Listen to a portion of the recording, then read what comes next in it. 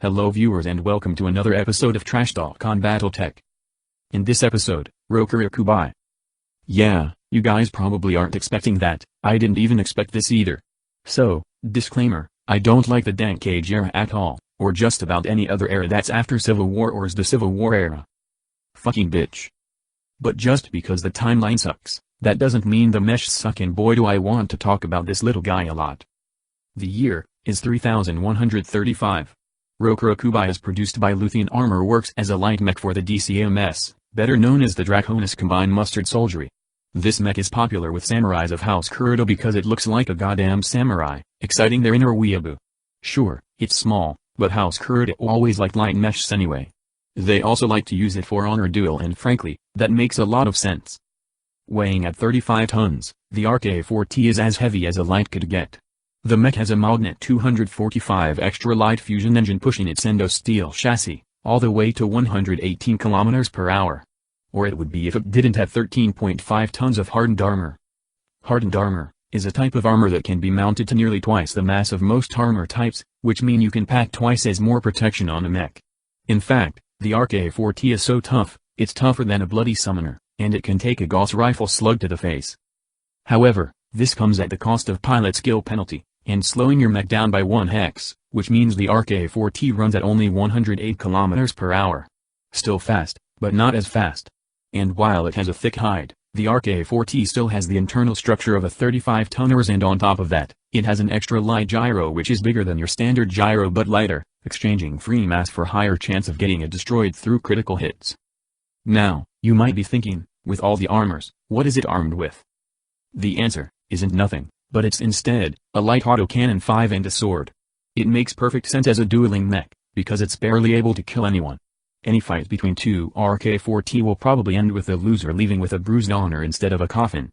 Therefore, it is the perfect mech to be handled to hot-blooded morons. How do you use the RK-4T? Simple, support larger mech with it directly on the front line. RK-4T is tough and expendable. Try making it appetizing for your enemies. If they shoot at it, good.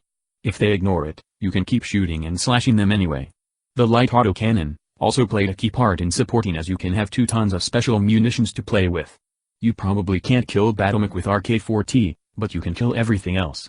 Flak, fires and till, flechette, infantry, precision, fast, annoying fuckers, and armor piercing, for everything else. The sword also played a key part in intercepting flanking light thanks to its higher accuracy, and if your target has reflective armor, which is getting real common in the Dark Age era, then you get to deal twice the damage. As a bonus for having only one low-heat weapon, the RK-4T can take on engine crits, send onto the surface of the sun, and it will still keep shooting and screaming Japanese. It's a durable bugger for sure, just that you might find yourselves falling more frequently. The Rokurokubi also has some variants that radically change its role. RK-4K just replaced the light autocannon with an ERPPC, making it a long-range fighter.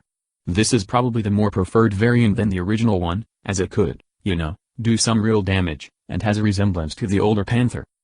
RK-4X on the other hand changed things rather radically.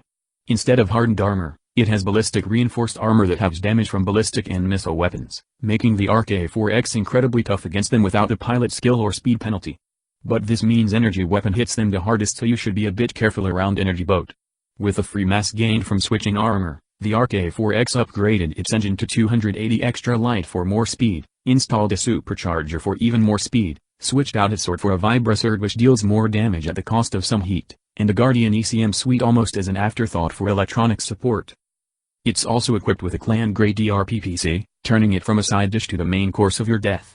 It is incredibly dangerous, tough and fast, a very deadly combination. All in all, Rokurokubi, like many Dark Age era units, served quite well to demonstrate how different technology could easily change the playing field. Like the Panther used by many mech warriors before, the Rokurokubi will serve the new generations well.